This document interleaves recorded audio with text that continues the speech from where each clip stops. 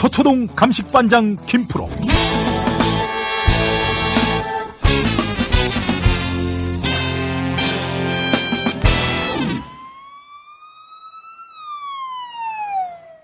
자, 김프로와 함께하는 시간입니다. 김프로 어서 오시죠. 네, 안녕하세요. 김프로입니다. 예. 아유, 추운 겨울 어떻게 보내고 계십니까?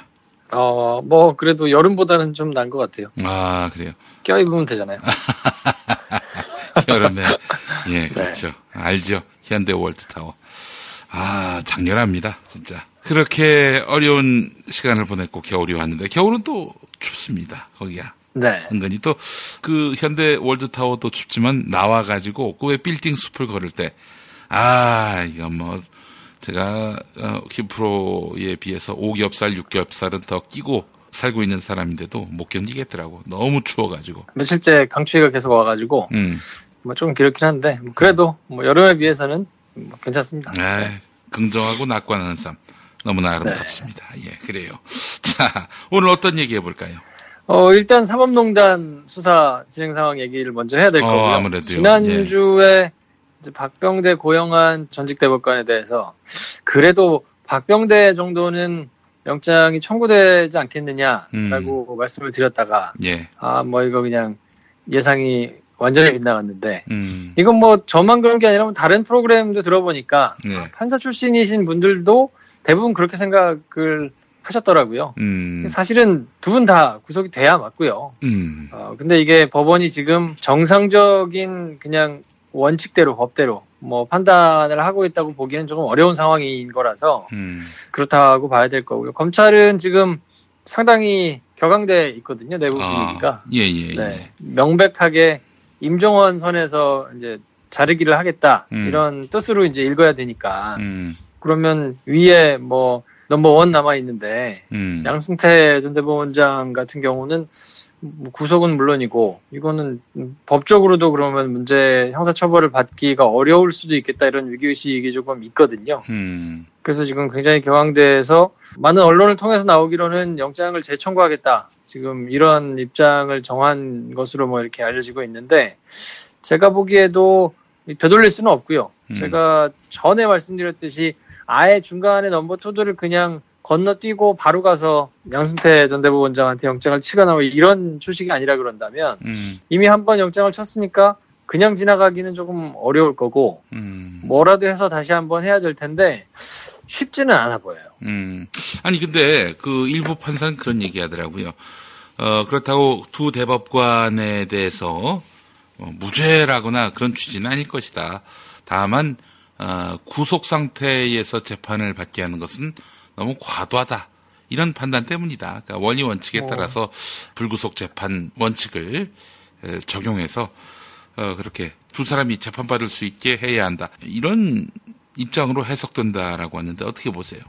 그럴 수도 있는데 그게 말이 조금 안 되는 이유는 그러면 임종원도 구속이 안 됐어야 맞죠. 그러네요. 그렇게 본다 그러면.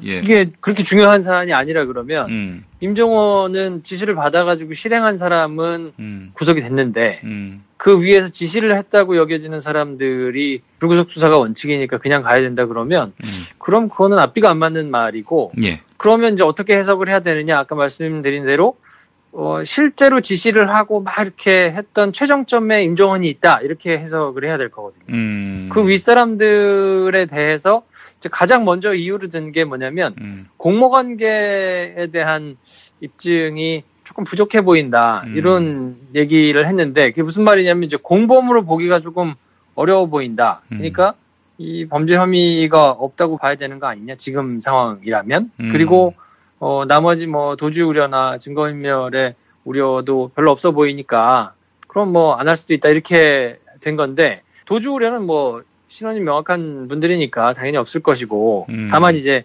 증거인멸을 어떻게 볼 것이냐 말을 맞출 수 있는 여지를 봐야 되는 건데 보통의 경우에는 도주의 우려나 증거인멸에 충분히 증거가 확보됐기 때문에 증거인멸의 우려가 없다 이렇게 해가지고 기각을 하는 경우들이 왕왕 있잖아요. 근데 그런 경우에는 공모관계가 있는지 잘 모르겠다라는 거를 달지는 않거든요. 근데 공모관계를 문제 삼았다는 거는 그 뒤에 있는 증거인멸이라는 것도 의미가 없다고 보는 거예요. 왜냐하면 증거라는 게 지금 여러 문서들을 검찰이 확보한 게 있고 그 위에 판사들을 수십 명을 불러가지고 진술을 확보해 놓은 게 있는데 그 정도면 증거가 충분히 확보됐다라고 판단을 한다는 얘기는 말 맞출 거에 대해서는 별로 중요하지 않고 그거에 대해서는 중점을 두지 않는다는 뜻인데 그렇게 해석을 한다는 이유는 앞에 공모관계가 입증이 잘 안 되는 것 같다. 공범이 아니라 그런다면 나중에 말 맞추고 어쩌고 하는 게 큰 의미가 없다. 이렇게 논리적으로 연결이 되거든요. 예. 근데 공모관계를 매우 좁고 또 매우 엄격하게 지금 해석을 한 거거든요. 그러니까 해석할 수 있는 한 가장 엄격하게 해석을 했다고 보면 될 텐데 일부 뭐 프로그램에서는 그렇게도 얘기가 나오던데 임종원의 USB 혹은 이규진의 수첩 뭐 이것들에 별 내용이 없었던 게 아니냐. 근데 뭐 여기서 임종원 USB는 본인이 제출한 거니까 구속돼 있기도 하고 이 사람은 뭐 지금 전부 부정하고 있고 자기가 문제가 없다고 지금 하고 있는 사람이라서 시간도 한참 있었고 이게 발생한 즉시 뭐 사건이 진행돼가지고 수사가 진행됐고 이런 게 아니잖아요. 법원 내부에서 이미 여러 차례, 3차례에 걸쳐가지고 자체 조사를 거쳐서 검찰 수사가 진행이 돼서 뭐 압수수색도 이루어졌기 때문에 임종원이 제출한 USB는 제가 보기에는 별 의미가 없다고 봐도 될 것 같아요. 왜냐하면 정말 자기가 뭔가 심경의 변화를 일으켜서 자진해서 제출했거나 이런 게 아니기 때문에 거기서는 크게 건질 게 없다고 보는 해석은 일리가 있다고 보는데 이규진 전 부장판사 같은 경우에는 약간 해석이 조금 갈릴 여지가 좀 있는 게요. 이분은 본인이 한 거에 대해서 그래도 어느 정도 진술을 협조적으로 한 것으로 지금 전해지고 있거든요. 그러니까 굳이 본인이 제출 안 해도 되는 수첩도 자진해서 제출을 하고 뭐 이랬던 걸로 알려지기 때문에 여기서 나온 내용은 아예 그냥 쓸데없는 것만은 아닐 텐데 여기서 나와 있는 내용들을 가지고 법원이 굉장하게 엄격히 해석을 했다고 보면 될 거예요. 제가 이렇게 엄격하게 해석을 했다고 말씀을 드리는 이유는 2010년에 내려진 판례를 참고해 보면 이런 경우가 있어요. 그러니까 이 공동정범이라고 이제 어려운 말로 하는데, 그러니까 공범이라고 하잖아요. 이 공동정범 관계가 성립이 되려 그러면 몇 가지 요건이 있는데, 그 중에 이제 실행행위라 그러잖아요. 이 뭔가 이렇게 일을 같이 분담을 해가지고 해야만 그게 입증이 돼야만 공동정범으로 그래서 공모관계가 이제 입증이 되거든요.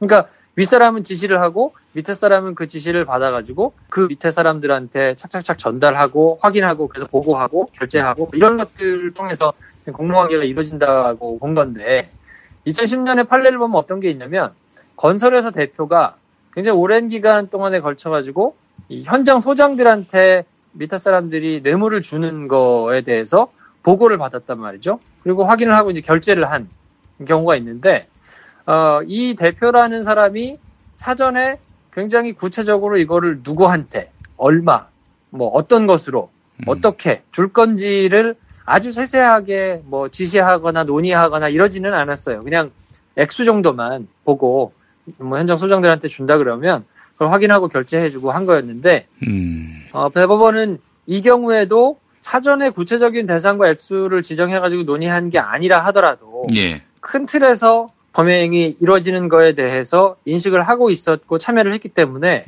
공모관계가 인정이 된다 해가지고 문제를 삼았던 판결이 있거든요. 근데 이걸로 보자 그러면 구조가 크게 다르지 않은 거죠. 밑에서 어떻게 해가지고 구체적으로 지시를 할 것이고 뭐 이런 것들은 아주 큰 그림에서 보고를 받고 한 번만 보고를 받은 게 아니라 굉장히 오랜 기간에 걸쳐서 또 여러 가지 사건에 대해서 진행되는 것을 결제를 했는데 이거에 대해서 공모관계가 의심이 된다라고 한다는 얘기는 뒤집어서 얘기하면 그냥 임종원이 알아서 과잉 충성을 한 것으로 정리를 해야 되겠다라고 영장 전담 판사들은 지금 판단을 하고 있다는 거거든요. 근데 지금 재청구를 하게 되면 이미 한번 기각을 한 사람들의 경우는 다시 판단을 할 수 없기 때문에요. 나머지 영장 판사들 4명이 이제 맡아야 될 텐데 이 4사람은 또 다 연고가 있거든요.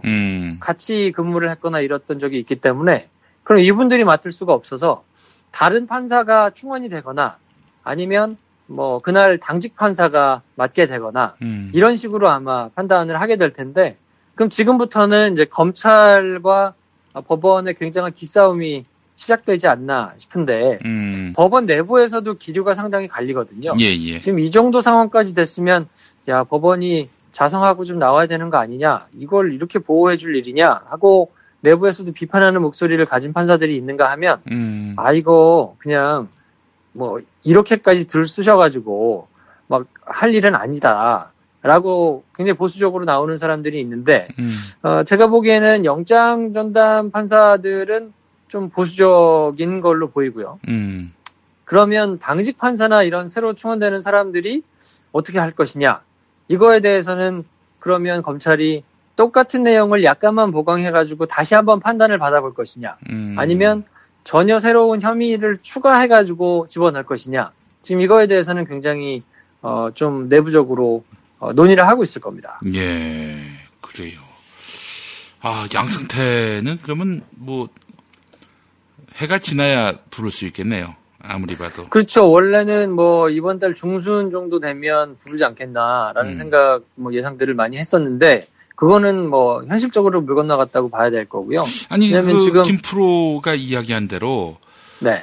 이 저 두 대법관 건너뛰고 바로 양승태를 쳤다면은 그러면은 양승태의 그 구속 확률은 높으니까 양승태가 구속되면 두 대법관 구속도 쉽지 않겠어요? 저는 글쎄요. 근데 이제 현장에서 수사를 하고 계시는 분들은 저보다 훨씬 많은 자료와 뭐 이런 거를 놓고 지금 판단을 하시는 거니까, 네. 뭐 그 판단이 틀렸다고 보기는 어려울 거고, 이게 사실은 여러 다른 사람들, 저를 포함해서 바깥에서 이제 뭐 논평을 하는 사람들의 이 예상이 자꾸 빗나가는 이유가 뭐냐면 전례가 하나도 없기 때문에 그렇거든요. 그러니까 뭐 재벌 수사다, 아니면 뭐 정치인 수사다, 이런 것들은 과거의 전례 사례들이 있잖아요. 그러니까 참고할 수 있는 것들이 있고 옛날 것들에 비해서 너무 튀는 판단이 나오면 그 자체로 지적을 받기 때문에 큰 바운더리에서 벗어나지는 못하는 특징이 좀 있는데, 이거는 사실 법원 자체가 피의자 집단이 돼가지고 네. 자기들이 자기 사건을 하는 경우는 사실 우리나라 법원이 생긴 이래로 처음이기 때문에 이거를 어떻게 판단할 건가는 판단하는 사람들도 수사를 하는 사람도 전부 다 지금 처음인 상황이라 자꾸 나름대로 자기들이 생각한 최선의 판단을 지금 내리는 걸 텐데, 여태까지 이루어지는 거를 보면 법원은 상당 부분 미스를 많이 하고 있는 것 같고요. 검찰은 최대한 노력을 하고 있는 것 같기는 한데, 전례에 비춰서 본다 그러면, 일반적인 사건에 비춰서 본다 그러면 지금 영장을 재청구하는 것이 똑같은 사안을 가져다가 하면 아무래도 조금 불안할 거기 때문에 조금 더 딱 떨어지는 상황을 가져다가 하거나, 아니면 조금 더 문제가 될 만한 인물들을 집어넣거나 뭐 이런 이제 초식들을 사용할 텐데, 저도 개인적으로 조금 궁금합니다. 검찰이 어떤 초식으로 이 난관을 지금 돌파할 건지. 조금 뭐 이번 주 중에 검찰이 하는 행동들을 좀 보면 예. 그거를 좀 짐작할 수 있으니까 하여튼 좀 관심을 가지고 봐야 될 것 같아요. 네. 그래요. 참 갈 길이 멉니다. 또 이런 시각도 있는 것 같아요. 법원 내부에서. 임종원 잘하고 있다. 윗선을 안 보니까 박병대 고영한 기각된 거 아니에요. 그 대법관들이 그렇죠. 시켜서 내가 이 일을 했습니다. 라고 진술했다면은 이거 뭐 바로 구속 콜일 텐데, 계속 임종원이 이렇게 침묵하고 있는 이유는 내가 침묵하는 것이 아무래도 사법부에게 도움이 되겠다라고 판단을 해서 자기를 희생하는 마음에서 그렇게 행동하는 것인지, 아니면은 윗선을 풀기 힘든 뭐 그런 모종의 상황이 있는 것인지 궁금합니다. 저는 뭐 그렇다고 보지는 않고요. 법관 어느 사람들도 뭐 윗선을 보호하기 위해 자기를 희생한다거나 아니면 조직을 지키기 위해서 자기를 희생한다고 보지는 않아요. 왜냐면 조직이 어떻게 되든 간에 자기한테도 도움이 되기 때문에 지금 그런다고 봐야 될 거거든요. 임종원 같은 경우에도 저는 직권남용이라는 것 자체가 돈과 연관되지 않으면 유죄로 인정되는 케이스가 매우 드물다. 그래서 유죄를 받기가 굉장히 힘든 죄목 중에 하나다라고 누차 여러 번 말씀을 드렸었는데 그 법리에 대한 자신이 있는 것 같아요. 그래서 지금 당장 뭐 최장 구속 기간이 6개월인데 네. 6개월 구속이 되고 나면 제가 보면 지금 같은 기조라 그러면 예. 임종원에 대한 혐의도 상당 부분 무죄가 나올 가능성이 있겠다라는 생각이 들거든요. 그래요. 그렇죠. 지금 임종원이 구속됐는데 그 위에서 지시를 한 것으로 여겨지는 사람들한테 공모관계가 의심된다 그러면서 이렇게 기각할 정도면 이후에 뭐 새로운 정말 빼도 박도 못할 물증이 추가되지 않는 이상은 영장 안 내주겠다는 얘기거든요. 그러면 이 말인즉슨 임종원 선에서 끊고 갑시다. 구속은 더 이상 없어라는 사인을 지금 보낸 걸 텐데 예. 검찰은 그거를 깨보려고 이제 나름의 여러 가지 방법을 이제 사용할 것이고요. 근데 만약에 더 추가되는 게 없어가지고 지금 것으로 된다 그러면 이걸 뒤집고 똑같은 혐의 크게 달라지지 않은 혐의로 한 번은 기각하고 한 번은 구속하고 이렇게 할 수는 없거든요. 그러니까 밸런스를 맞추기 위해서라도 이제 계속 기각이 된다고 봐야 될 텐데 그러면 당연히 그 윗선인 양승태는 구속영장은 이제 생각하기 좀 어려워질 것이고요. 그러면 임종원을 맨 위로 해가지고 본 재판에 가서 재판을 받는다고 할 때 그러면 이제 재판부는 다르니까 다른 재판부가 판단을 할 때는 비슷하게 판단하겠죠. 그러면 최대한 엄격하게 해석해가지고 상당히 많은 수의 혐의들이 무죄가 나고 뭐 이거는 증거가 부족하다. 충분히 입증이 안 됐다. 뭐 이러면서 무죄를 내고 몇 가지의 경우만 문제 삼아가지고 뭐 집행유예를 뭐 때리거나 이렇게 된다 그러면 다 해피한 거죠. 법원 사람들은 법적인 것도 양승태까지도 못 올라갔을 뿐더러 임종원 정도에서 잘라줬고 근데 임종원의 혐의도 상당 부분은 무죄가 나고 뭐 몇 가지 어쩔 수 없는 그러니까 뭐 국고손실죄라든지 뭐 이런 부분이 있잖아요. 그런 것만 걸려가지고 나온다 그러면 결국은 재판 관여 이런 거는 인정을 안 하는 셈이거든요. 자기들이 무효하다, 오류가 없다라는 거를 자기들 나름의 법리로 그렇게 해놓고는 지나가면 국민적인 지탄을 받을지언정 사법사에는 자기가 오점을 안 남기겠다 이런 걸로 해석도 할 수 있기 때문에 제가 보기에는 이게 국민들의 지금 법원을 바라보는 또 사법부의 신뢰를 위해서 사법부가 스스로 해야 되는 행동과는 굉장히 괴리된 행동이기는 한데 이분들이 자기 도구마에 빠져가지고 못 나오는 거 아닌가 하는 생각이 조금 들고요. 그래서 검찰이 뭔가 다른 패를 가지고 나와서 그러니까 지금 걸로 외부에다가 굉장히 부당한 처사다 이렇게 얘기하는 거 이상으로 뭔가 다른 방법을 찾기 위해서 굉장히 지금 분투하고 있지 않을까 하는 생각이 좀 듭니다. 예.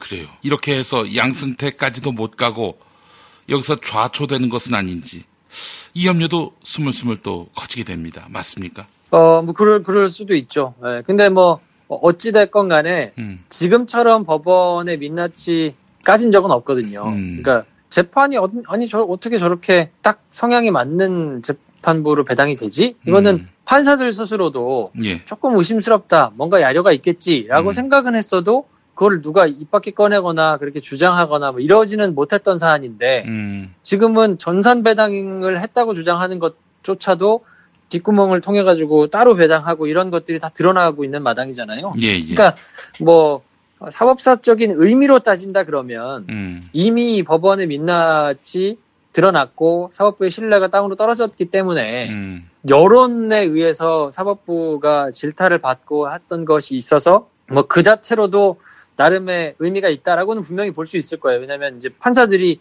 전처럼 할 수는 없을 거거든요. 그리고 아무래도 조심을 할 거기 때문에 이 사건 자체가 가지는 아무런 의미가 없다라고 보기는 어려울 텐데 그럼에도 불구하고 법대로 원칙대로 뭐 질과를 막론하고 잘못된 일에 가담했던 경우에는 뭐 법에 따라서 판단을 받고 처벌을 받아야 된다라는 이 형사법의 대원칙 이거에 대상의 뭐 대법 원장이라 하더라도 예외가 없다라는 게 기록이 되는 거하고 그거는 그냥 대충 지나가는 거하고는 굉장히 큰 차이가 있을 수밖에 없기 때문에 이거는 만약에 그렇게 된다 그러면 아예 현실적인 영향이 없지는 않겠지만 그래도 그거는 실패했다고 봐야 될 거고요. 근데 제가 보기에 법원 그리고 특히 이제 고위법관으로 갈수록 제가 아까 말씀드린 이 정도만 해도 충분한 영향이 있고 의미가 있으니까 이 정도만 하면 돼. 더 이상 너덜너덜하게 안 해도 돼.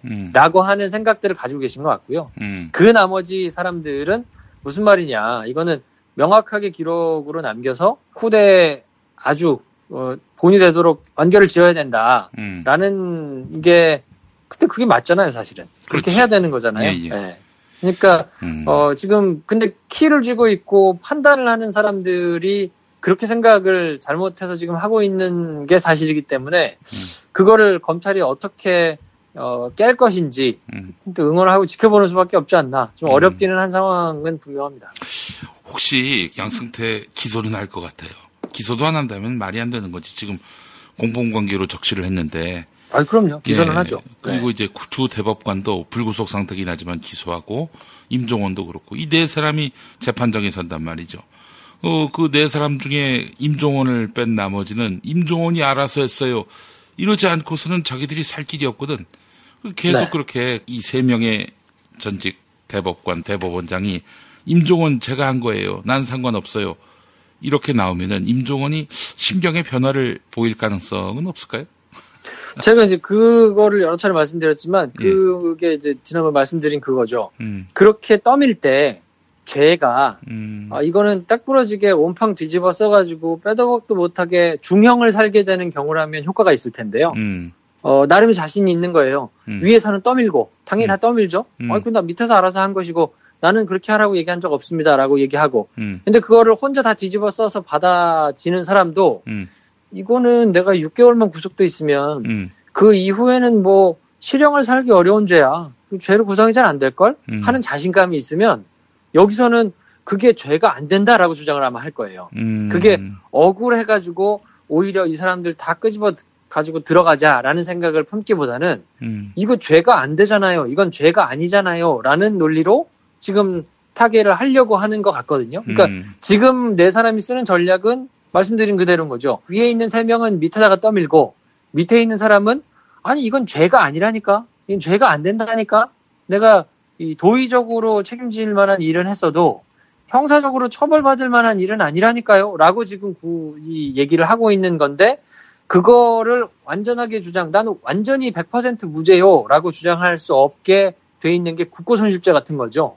그거는 누가 보더라도 딱 떨어지는 죄이기 때문에 예. 아니 근데 나는 직권남용에 대해서는 이건 죄가 아니요. 라고 해서 직권남용은 쌍무죄. 그리고 국고손실죄나 뭐 이런 것만 유죄가 나오면 이게 법원이 그리는 가장 좋은 그림은 제가 지금 말씀드린 위에 세 사람은 밑에다가 다 떠밀어서 무죄가 나오고 그 밑에 있는 임종원은 국고손실죄 같은 빼도 박도 못할 죄만 유죄로 인정이 되고 직권남용과 관련한 그러니까 재판 개입과 관련된 나머지 죄들은 다 무죄가 나오는 그 그림이 법원으로서는 가장 해피한.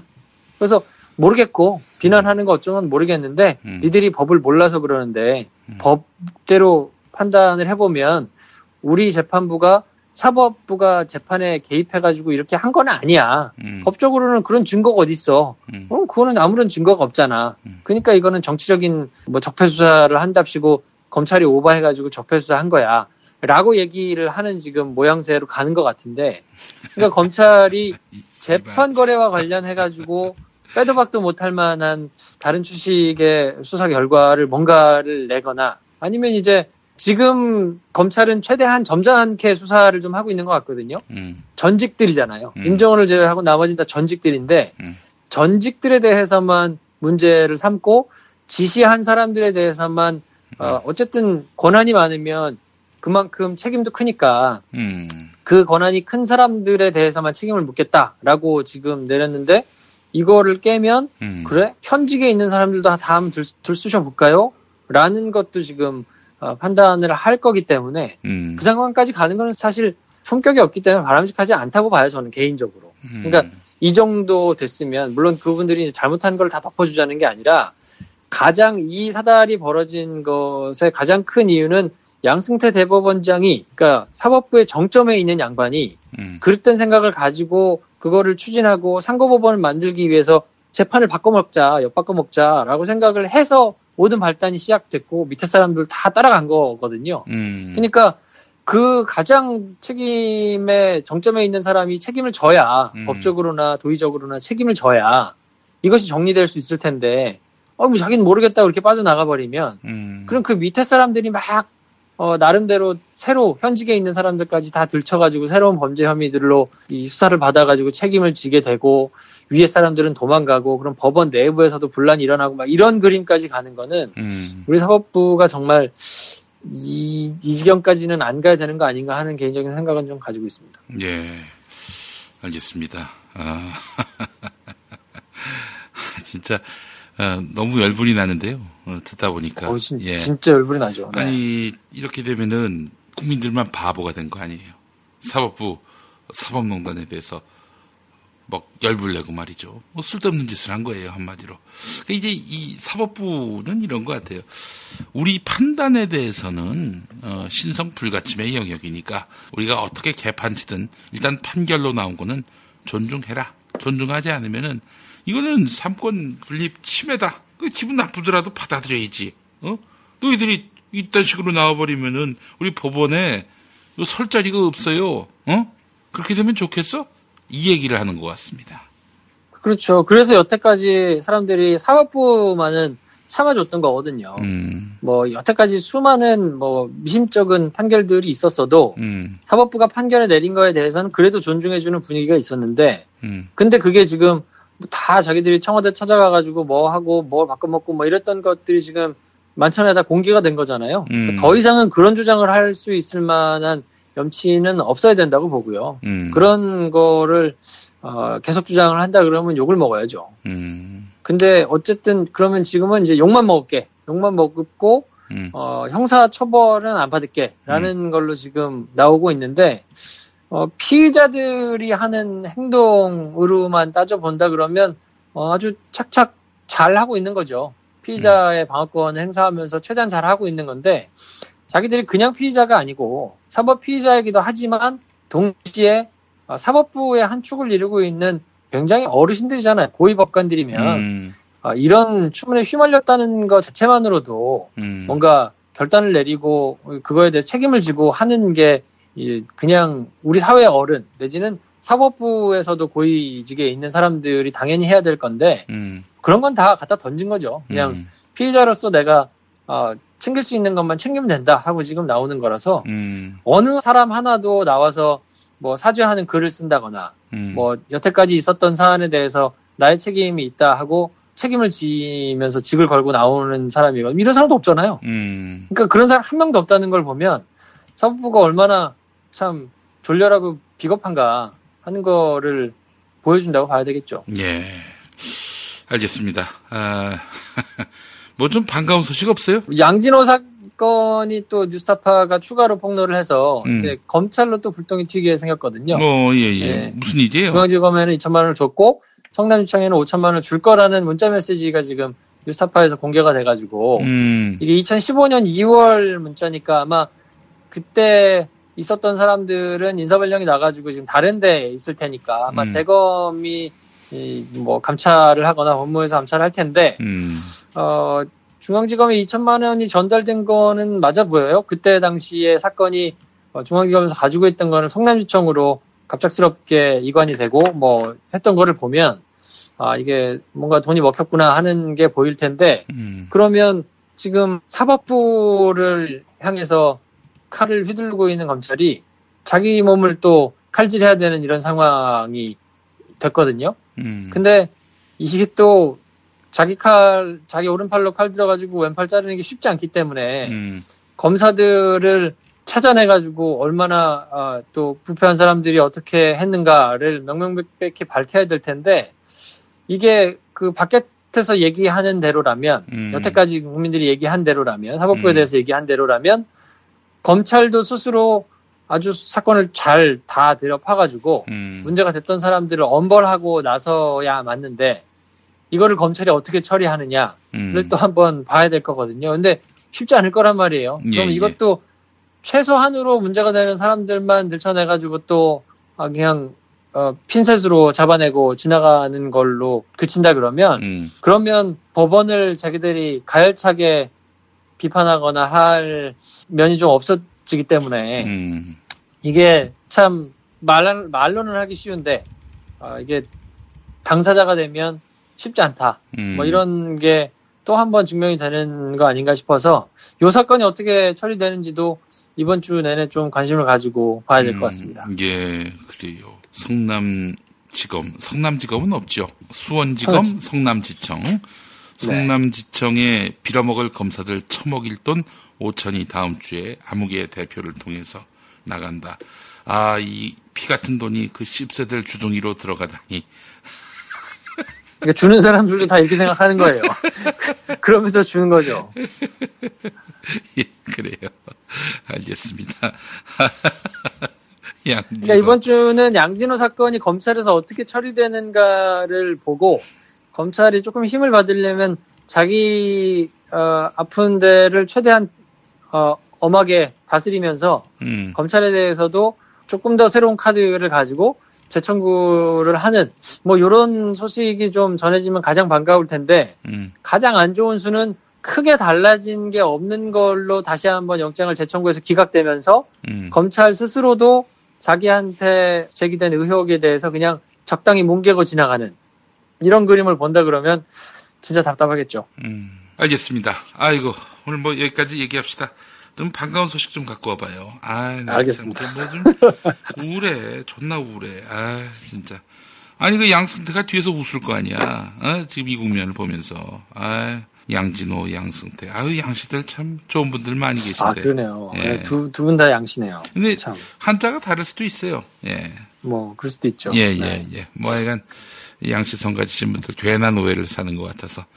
다음 주에는 조금 더 뭐 속 시원하거나 후련하거나 이런 뉴스를 전달해드릴 수 있으면 좋겠네요. 뭐 제가 노력한다고 되는 건 아니지만. 네가 노력한다고 될 일이 아니지. 알겠습니다. 아이고 새끼들 좋은 세상 만났네. 자 김프로 수고하셨습니다. 네, 다음 주에 뵙겠습니다. 네, 김프로와 함께하면서 김용민 브리핑 12월 11일 순서 모두 마치겠습니다. 여러분 또 내일 뵙도록 하겠습니다. 고맙습니다.